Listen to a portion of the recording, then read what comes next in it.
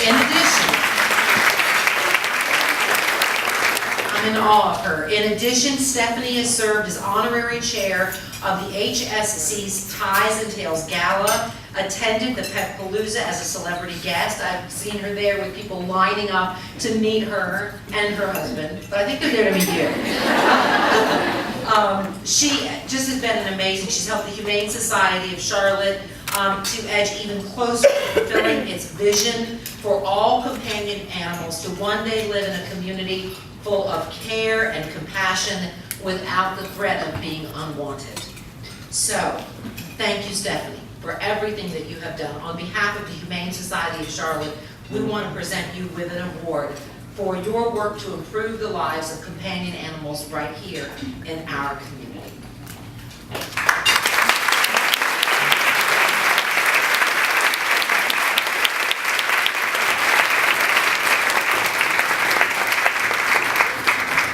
Wow. Let's turn some of this facing out.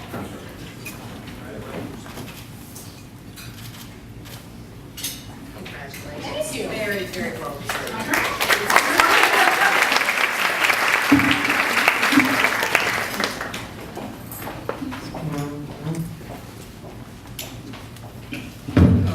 Actually, I kind of hate standing behind the podium. If you don't mind, I'm going to kind of walk around a little bit. Yeah, I wanted to, probably the best thing I could do right now is explain how this association started. 2011, my husband, Ron Rivera, was named the head coach of the Carolina Panthers.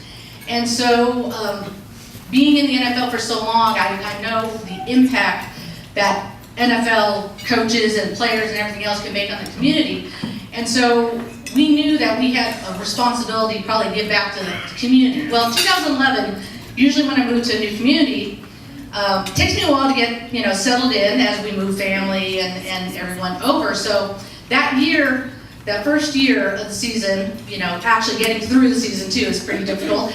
But I was doing a lot of research. I picked up all the magazines in the area, Society Magazine, who was here, the Charlotte Magazine, South Park Magazine, and I'm looking, and one of the things that I saw was this community is so generous.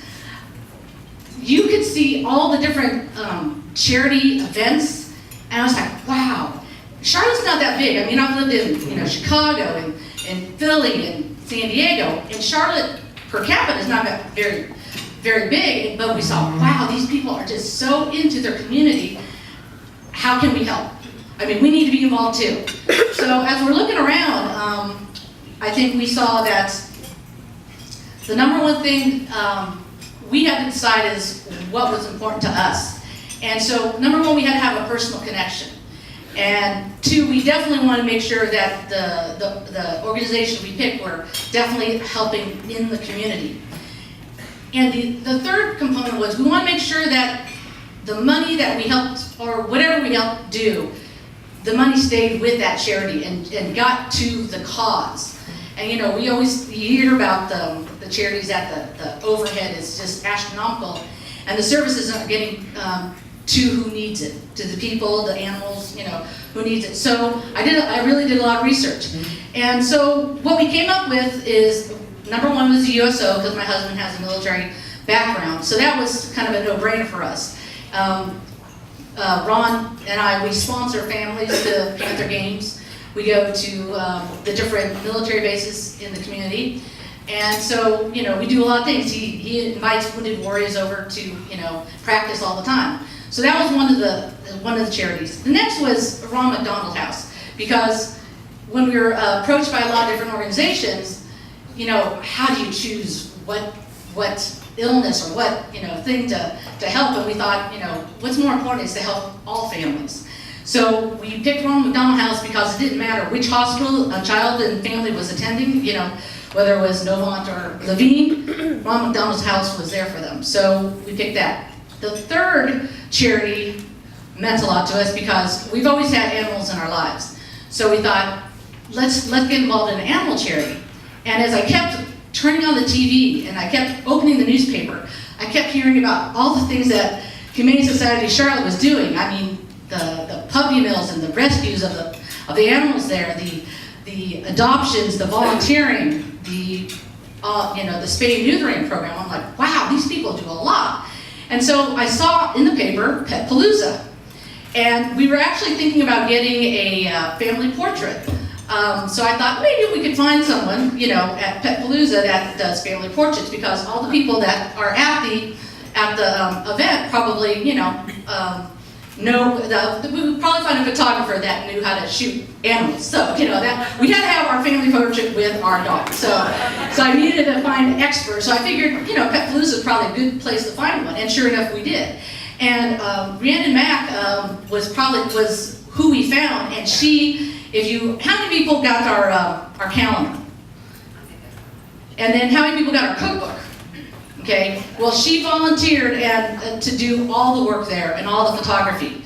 So if you didn't get the calendar, you missed out, because we had some really good-looking guys and animals in here.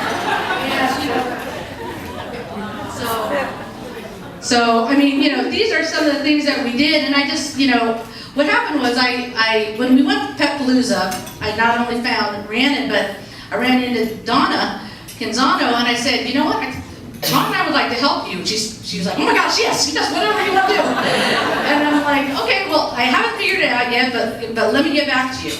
And I was looking and trying to think of what we could do to involve the Panther players, because the Panthers had not been involved at all with Humane Society. And so I thought, let's do the calendar, because how cute would it be to have these big hulking football players with little itty bitty kittens and puppies? And the guys were great. My husband just said, hey guys, you want to help us out? And they were all like, no problem.